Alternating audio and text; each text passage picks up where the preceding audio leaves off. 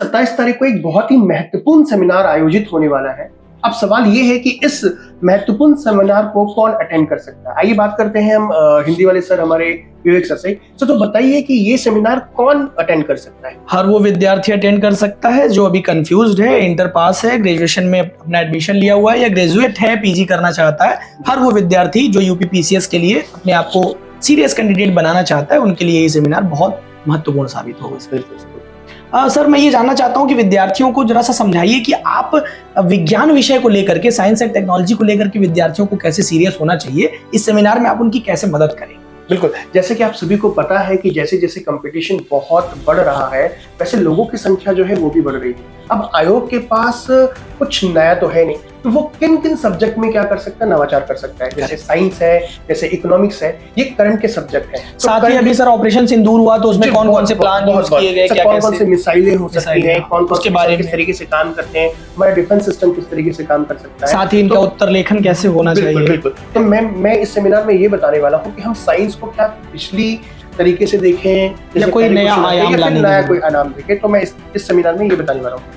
Sir, एक बहुत बड़ा सवाल है कि बच्चों को ये लगता है कि जो यूपी पीसीएस है वो केवल जीएस पेपर के काम करने से हो जाएगा, लेकिन आप पढ़ाते हैं निबंध, आप पढ़ाते हैं आलेखन, आपको क्या लगता है? अमूमन सर विद्यार्थियों को यही लगता रहा है कि जीएस सेंट्रिक एग्जाम है, जीएस की तैयारी कर लेंगे तो मेरा सिलेक्शन हो जाएगा, और हर बार विद्यार्थियों को मूंगी खानी पड़ती है। समझिएगा, बहुत बड़ी बात है। क्योंकि स्कोरिंग चीज को अगर मैं देखूं तो आलेखन आपका स्कोरिंग पार्ट है, 150 नंबर का पेपर वो भी है, बाकी के जीएस पेपर 3, 4, 5, 6 भी आपके 150 नंबर के। तो अगर आप देखें तो आपका जो निबंध का पेपर है 150 का, और 150 नंबर का जो है आपका आलेखन का पेपर है, ये बहुत स्कोरिंग है। तो इसको पहले दिन से अगर आप तैयार करेंगे, आपने बहुत कम शब्दों में बहुत अच्छी बात बच्चों को बता दी कि जरूरी नहीं कि केवल जीएस पेपर ही हो, आपको हिंदी पर, आलेखन पर, निबंध पर भी उतनी ही, पत्र लेखन इत्यादि पर पकड़ बनानी चाहिए, जो कि हम लोग अपने सेमिनार में सर बहुत बेहतरीन तरीके से, डिटेल्ड तरीके से इस बात को रखने वाले हैं कि कैसे ये सेमिनार इन सभी टॉपिक्स पर आप लोगों को मदद कर सकता है और आपकी कंफ्यूजन को दूर कर सकता है। साथ ही सर बताइए कि बच्चों को क्या